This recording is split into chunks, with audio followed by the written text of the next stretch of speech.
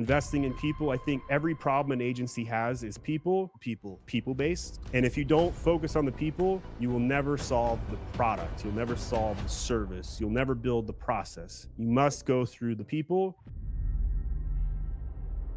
Stephen, you are very big on the right person being in the right seat. So when you do your hiring, it doesn't usually happen 100% of the time, right?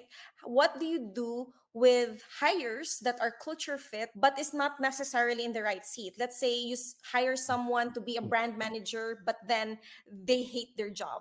Culture does not teach us ethos. Just because you're a high drive introvert who's impatient and detail oriented like me doesn't mean you can run the company like I can. And so it's directional, it's predictive of behavior, but not of ability, not of ethos, not of why. Doesn't explain why I'm high drive, right? You would have to ask me about my childhood to understand it's because, my parents never paid attention to me or something. And I needed to win everything. I needed to win the debate tournament and get on the big choir team and do yearbook and play in chess tournaments on an international scale, right? The point is that you wouldn't understand why I'm high drive. When I went around to all these organizations, and I worked at a lot of failed startups before I started MAG, they loved my results, but they hated working with me. They're like, oh my gosh, it is so hard to keep up with you. And I would get bored out of my mind in these organizations because I would give them like the entire playbook for the year in the first 10 days. And I'd be twiddling my thumbs. When are we going to do it? When are we going to do it? And they'd be like, we got to debate this for like a century. And I'd be like,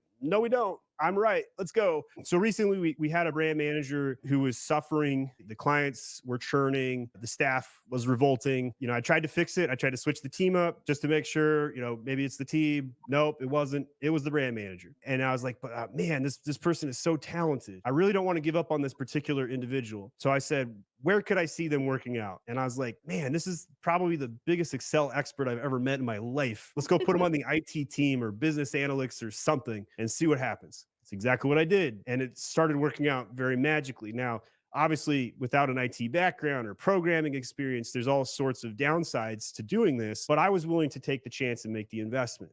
All right, I got the helmet on, life jacket.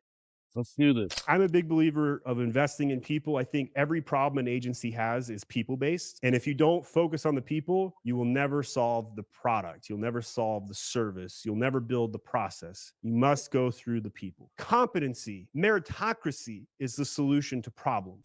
At My Amazon Guy, we are literally just hiring for competency. That's it. Skills that immediately help lift my company up to excellence. I don't care what country you live in. I don't care what your personal race is or preferences of any kind. If you can win, if you can compete and learn my processes, you will be successful in my systems. And I'm not going to cater to any sort of political pressure of any kind because I'm going to be obsessed. I'm going to be relentless with what I believe. And I know that it works, but it's much easier to put a person who will be happy to be themselves in a role. The success rates just go sky high. Like we're talking 5-6x, way better by putting somebody natural in their natural habitat. First thing I'm thinking of is like, you could put an alligator in Georgia, could happen, but I bet you it'll probably be happier down in Florida. Put the animal in its natural habitat, more likely to succeed, more familiar with its programmed DNA. That doesn't mean you can't introduce the honeybee to North America and see the whole continent flourish with it. You're very transparent in your LinkedIn, in your YouTube videos that you love hiring Filipinos. Why is it majority of MAG? Why are you hiring Filipinos? Filipinos are amazing. You guys are articulate. You follow directions. You are conformist. You see details. You are the ability to deliver non-stop. That's what you guys do. And that's what an agency needs in a company, in a culture. How would you address or how would you talk to a client who would say, Stephen, I don't want to be outsourced. I want my team to be solely local in the US. Sure, no problem. Let me charge you 2.5 times as much. Is that okay with you? And everybody says no. But I could still get you the same results if I charge you 2.5 times less. Does that sound good? Usually they say yes. That's the reason. It's because it's a more economical, scalable system. The second thing I'll mention is that half of my sales team in the account executives are also Filipino. And when I reveal that on the call to the client, they are often surprised. And this has happened several times where I'm on a call and they're like, well, do you outsource my contract? And I'm like, hey, do you like this person that's on this call? And they're like, yeah, we love them. They've been great. They're Filipino. And they usually have to eat a bunch of crow. And they're like, okay, where do we sign? And they're always surprised by this. We don't just hire any random person in the Philippines. We hire the best, the talented people of the Philippines. And they have some really good talent over in the Philippines. You guys are easy to work with. And culturally speaking, I'm tied to the hip with you. I don't want to go to another country and an established base. I'm here. I'm in the Philippines, and I'm here to stay. There is some amazing people over there that are up and coming, eager, hungry, capable. They have a good computer. They have good internet access. They're technical. They understand how to think. They're problem solvers. They know how to follow an SOP.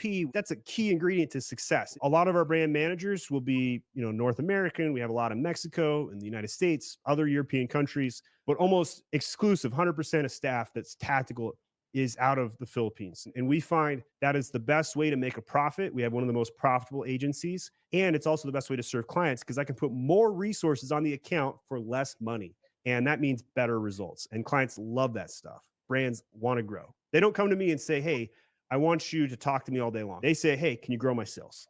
Can you solve my problem? Can you get my listing reinstated? And do you know, Steven, that when you hire these remote workers from the Philippines, that they're located at the very remotest islands in the Philippines? Many of our Filipinos are building houses with the income that we provide them. So, for those that have a heart, I'm changing the world, guys. I don't save babies, but I help people build careers in places where they can build homes and buy a fridge for their mom and do things that you would take for granted in the United States. But we can able to do this in the Philippines. And that is charity work, in my opinion, right? Not everybody's going to agree with that, but I believe that creating jobs is the most charitable thing I've ever done in my life, even though it makes me money. How can I sleep with myself thinking about that? But it really is powerful when you feel the emotion, right? And there's so many people on our team who were working at broken careers, having challenges in their life, where we came in, we offered them a role, said, be yourself, and they excelled. And then we pay them more than they've ever been paid before. And they're like, this is amazing. And their life changes and you're a part of something magical. That's so rewarding to me as a company owner and a founder. I'm a good example of that, Steven, because prior to me working with MAG, I was very worried because I'm not sure if people would know this because I don't really share a lot about my private life, but my oldest son is in the autism spectrum. And I thought that when we found out, I'm going to be a stay-at-home mom forever, for me to support my son and to join his therapy sessions. I really didn't expect that, I could continue having a career while being a good mother to my children and being a good wife to my husband at the same time. So even if I work nights, to be honest, this works for me because everyone is asleep. And when when they wake up, I'm still there. So they don't You're a feel that I'm working or that I'm gone. You're a super mom, first of all. God bless what you're pulling off. But I also believe it's possible that other people can do the same thing. I personally believe you can be prosperous in all things: family, career, spiritual. Roxy, it was admirable to hear what you did for your church. It's great to see your impact on your family because you're able to be around. These are life-changing events that you've experienced. This is the norm at MAG. It's not the isolated case. It's like you could talk to a random person at MAG and they will share a similar story to this. They'll also tell you MAG is the hardest place they've ever worked. And they'll explain, but I love it because I'm learning in dog years. It's like for every day here at MAG, it's like 7 days somewhere else. And there's just so much resources available. But we do require a lot in commitment to that. And we put a lot of pressure. So there's a trade-off, but it's one that people happily pay. You can apply at MAG. Just go to myamazonguy.com/jobs, or maybe you dropped out and did sales door to door